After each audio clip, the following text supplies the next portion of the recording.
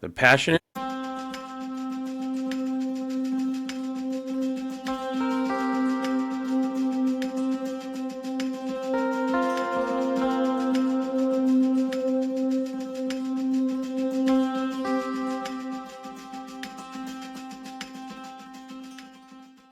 The passionate leader. Because leadership without passion is just a title. Meeting, meeting, meeting. We got a collapse in the garage. Get the squad back equipment in here. We got an I-beam gone to a firefighter. It's on island urgent. Transmit a second along.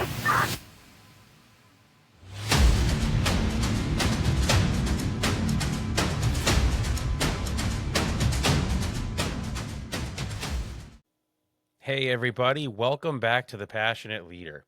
Boy, have we missed you.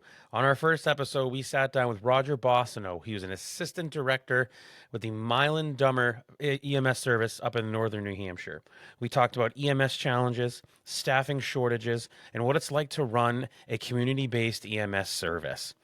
In this next episode, in our final part of the conversation, we're going to talk about some fire prevention stuff. We're going to talk about the importance of downtime during, your runs and between runs, and how important it is to really make sure that your staff is ready to go in between the bells. Ladies and gentlemen, we're going to pick up where we left off with our guest, Roger Boissonneau. The fire prevention campaigns that the fire service has been on for the longest time, Yep. unfortunately, worked themselves out of a job. we've done a little better than we should have, I think. So, one thing I've noticed with the fire service, it's like taking on EMS, building enforcement, code enforcement. Like a lot of chiefs are also are EMDs. Mm. Like health officer. Like the fire department has kind of taken on more of like those portions of town government. Sure. Yep. What's your, so we talked about being busier on EMS. What roughly is your guys' call volume annually? So last year, including transfers, was 131 calls. Nice. This year we are at 120. Holy smokes. That's We are. just, Wow. Wow. and a lot of that is the inter-facility work that we do. Sure. Is that something new this year, or have you been doing that year over year so far? So over the past couple of years, we've done the occasional sprinkle transfer in here for Sure. a resident of the town of Milan, or the towns of Milan or Dummer. If they're a resident of the two towns, we take them. All right. But I mean, so it's obviously it's increased. What demographic wise is typically older communities? Is that maybe kind of what's drawing these calls up, or is it just nature of the beast, do you think? So Milan and Dummer are pretty much bedroom community. Gotcha. A lot of our population are older folks, but also too, what's kind of keeping us busy is Route 16, Route 110, and the ATV trails. You guys do a lot of ATV trails up on that side. But majority of our call volume right now is the interfacility. But I mean, to see you guys are only, a handful of calls away from hitting last year's number, and we are barely tickling August tomorrow. That's pretty impressive. That's really impressive. So I have envelopes behind me with all of our runs that we've done so far this year. Mm-hmm. Last year's envelope for July was about this thick. Oh man! This year's I've had to go into a different envelope. Wow, that's insane. How I mean, from a managerial standpoint, how is that affecting your guys' budget? So how our budget works, any money that we bring in stays with us. Oh, okay. I like that. That's a good move. Smart move. So how we're formed, like we're not a nonprofit. Hmm. We are a precinct Okay. of the two towns. That's that's good stuff. That's really So good stuff. like so kind of like how Walpole and North Walpole are. Yep. Um and like how the Conways are. Like that's how we are formed also. Okay, yeah, I know because I know it more so from the, like the fire districts that they have in the Conway area. In fact, one of our old trucks got sold to one of the districts up there and if I'm not Redstone. mistaken, yeah, you know it. And then our rescue I know one of the bidders are departments that's looking at is your community looking for our current rescue. So we'll see what happens. Yes. Um so possibly one of the coolest things in life, honestly, is being able to is having kids. So what does being a father now teach you about leadership that you think no textbook ever could have taught you? So how it's I'm gonna be honest with you. Mm. So kind of like being in the managerial spot and also happen to be the co-leader of this service. Sometimes, and this is gonna sound awful, but I'm gonna be right up and honest. Sometimes it's like wrangling teenagers. It's so true. It's herding cats, Like my friend, herding cats. this person said this to me. Okay, when did they say that to you? Oh, about 2 months ago. Do you want me to do something about it? No, no, no, I just want to make you aware of it. I'm like, should have told me 2 months ago. Yeah, it's hard to address when it's, months old for sure. Yep. Like, and so that's the learning curve too. Mm, As much as you want to like go to bat for that person, because what was said was very derogatory, hmm. but also too looking through that okay, so one person's telling me this person's telling me this. Somewhere in between is what was actually happened. Oh yeah. Well, that's the truth with everything, right? The truth always lies between each side of the story. Yeah. But 2 months after the fact, it's a little hard to go back and try to fix things. Yeah. Sometimes even a week can be Oh, hard. and I get it. So one of the hardest things for a leader obviously is dealing with those hard conversations.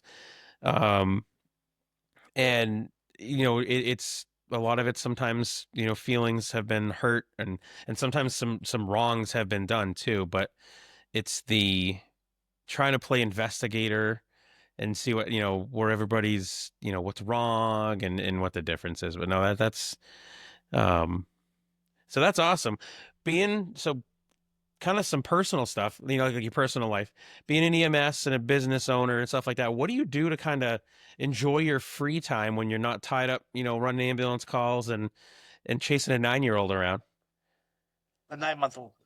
Yeah, 9 month old. Right, I messed that up. Give it time; it'll be there, and it'll be there very fast. I promise. Yeah. My biggest thing is I take 1 day a week where I shut my pager off and I shut my radio off.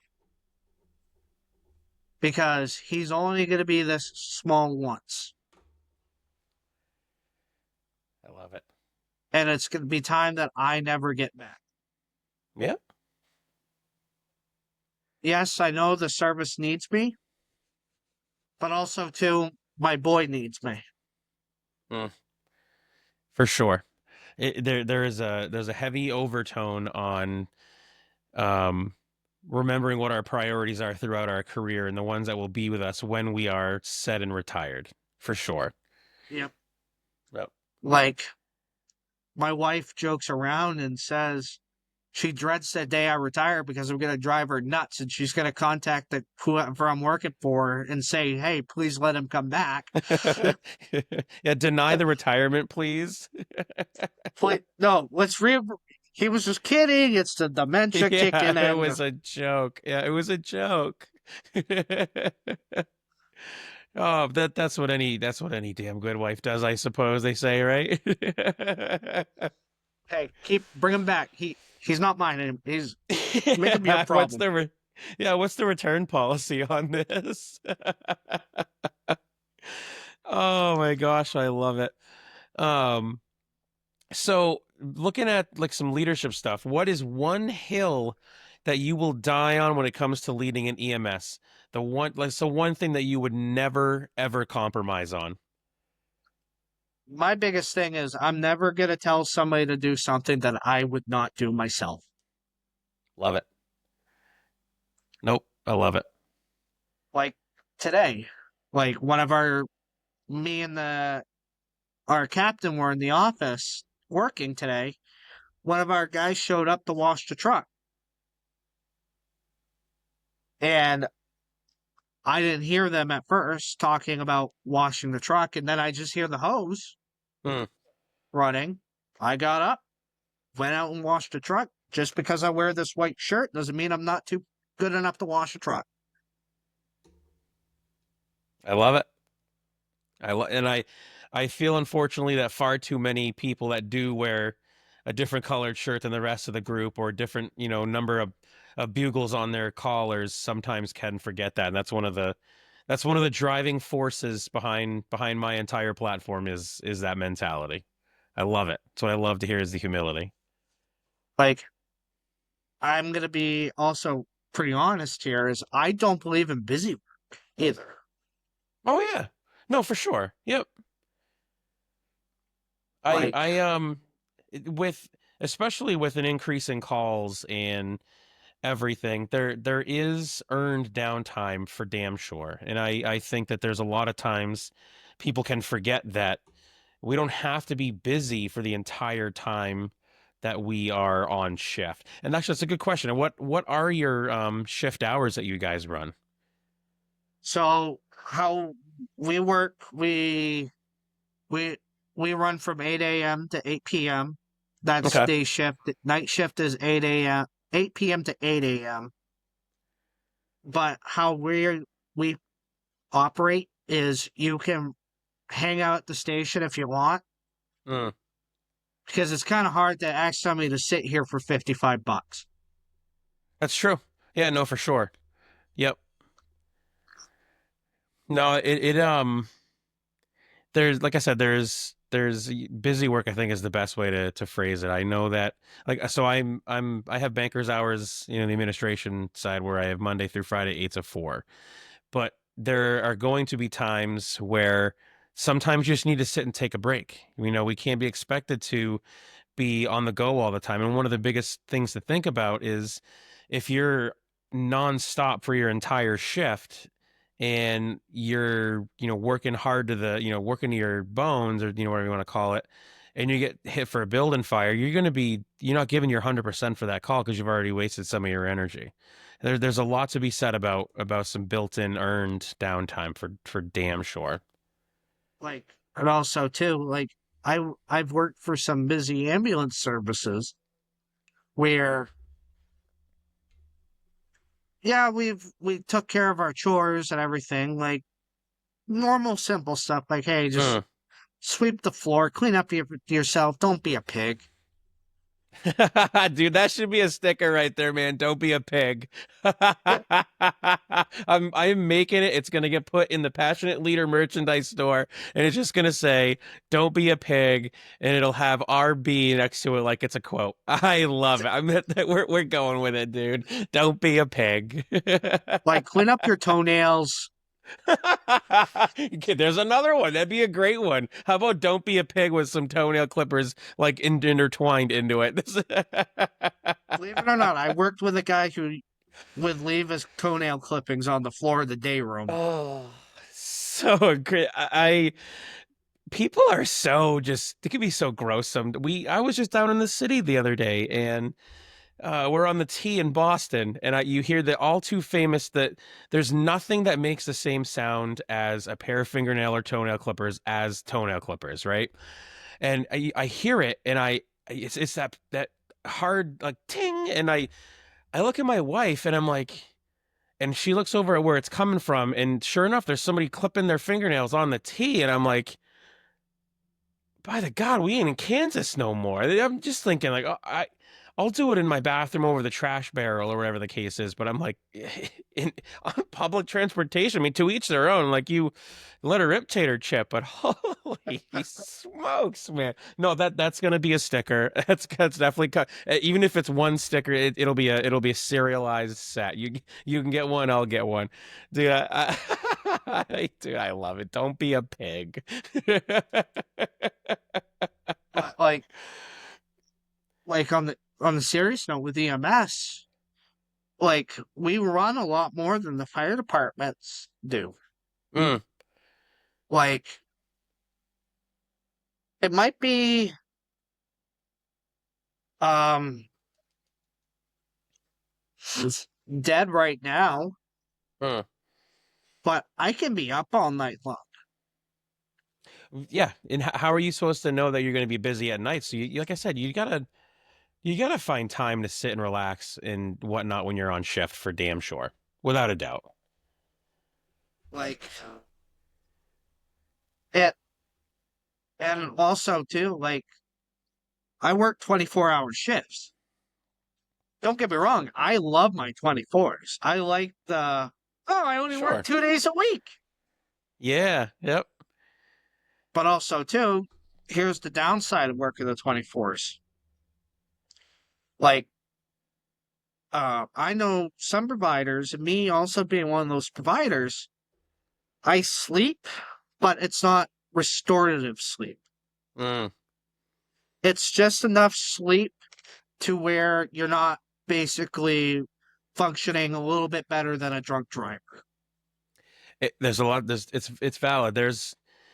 I don't know where I saw the study, but there's a study when it comes to shift work. Like 24 hours, and I can't remember what the number was. It's not the 24s, but it's either the 48s, the 72s, or the 96-hour shifts. So they've actually proven that are healthier for us to work because it gives you time to get into the cycle of your body being used. Because I mean, you're gonna do a 24, have a crappy night of sleep, be done, take a day off or 2 days off, or whatever rotation you're on, and then do it all over again. So you're never really caught up. And I believe the study showed that, if you have more of a longer chunk in the office on duty, then your body at least gets used to the time chunk, and and then because conversely, there's more time away. So studies are out So there. I guess I can't remember the facts. my wife also works in EMS too, Gotcha. and she works at the local hospital in the pharmacy. Okay. Yep. So before the baby was born, me and her, she would come down and work a shift with me in Gorham. That first after the morning after her shift, me and her got off. She's just like, now I know why when you come home you just veg out. Right. Sometimes people need that perspective. She's just like, I understand now. Ah, dude, that's awesome. So here's one that my program came up with, and I think it's kind of a neat question for you. And it's the next to the last one I got for you today, and it kind of ties into your love for trains and stuff. And you have to educate me on this because I'm not well versed when it comes to trains. I know that there's wheels and there's tires, no tires because there's no rubber. I don't want to talk bad. There's tracks, and that's how they get to where they need to be. So the question is, if your leadership style was a type of a locomotive, what would it be and why? So there's a locomotive called a switcher. Okay. What the switcher does, it breaks down trains, rebuilds trains, and then puts the trains back together. So, like when a train will come in, that that locomotive designed for that task will break down the train, sort the train out to where it needs to be, and then get it to where it needs to for another person to take it on. Mm-hmm. So basically, what it is, it's the go-to all for everything. Dude, I love it. That's deep. That is the Like I it wasn't will. sure where to go. So the switcher will. It will get can also haul these big trains, but it's not going to like it and it's going to be painful. Mm. And for the past 18, 19 months, there has been some painful, uncomfortable things that I've gone through and transforming myself. I love it. Like I like like what I say to some people, the single digit number, it's fun to say on the radio, but that single digit number is a weight on your shoulders that is so heavy. I love it. That right there, I think that's a great spot. That I couldn't have said it better. The final question we asked before we shut the show down for the night is if there's any one thing, or what is rather the one thing from tonight's recording that you hope that the listeners take away. So the one thing I hope to the young prospective officers coming from one, that I wish some that I would have known when I stepped in to you you will find out who your friends are. People who you thought were your buddies. You will find out who your true friends are and who your true supporters are. Because sometimes misery loves company. Do you kind of get what I'm saying, JP? I I I love it. That's awesome. And I thank you one for your time. I know right now that you're on the clock, so you're helping me out a ton. Um, Ladies and gentlemen, this has been Roger Boissonneau with me, your host JP, with the Passionate Leader. Today's episode, we talked anything and everything EMS, how we can tie locomotives into being EMS, and what it takes to lead a small EMS department. If anything from tonight's episode strikes, please don't sit with it. Share it. Hit the like, share, and follow button for today's episode. Act on it and go from there. Go ahead. One more thing I gotta say too. Yeah. For anybody who's watching this, big EMS agency, big fire department, big police department, medium sized, small, volunteer. We all have the same issues. We all have the same issues. That's right. Personnel, motivation, the passion, keeping it up. We all have the same issues. That's true. Roger hit the nail on the head, guys. You heard it straight from him, a newer leader in the service, and he's certainly making some waves. And that's our kind of follower that we like to have. Until next time, guys, have a great night. Ladies and gentlemen, that is it. Roger got some serious nuggets put into us. I do appreciate your time today, buddy. Thank you so much for spending time today with a passionate leader. Ladies and gentlemen, to you as well. Any time that you guys can give me is time that you lost with your loved ones, and I'm forever indebted for that. Thank you for spending that time with us and the passionate leader. If something today hit home, don't let it fade. Share it. Act on it and live it. Be the kind of leader someone else is hoping for, looking up to, and counting on. Keep fueling that fire. Make sure you follow across all platforms on TikTok, Spotify, Apple Podcast, Instagram, and Facebook. You don't want to miss our next conversation because I assure you that they only get better from here. And no matter what comes your way, folks, please remember this. Lead with passion, serve with humility, and leave no room for bottom feeders. Until next time, guys, stay safe.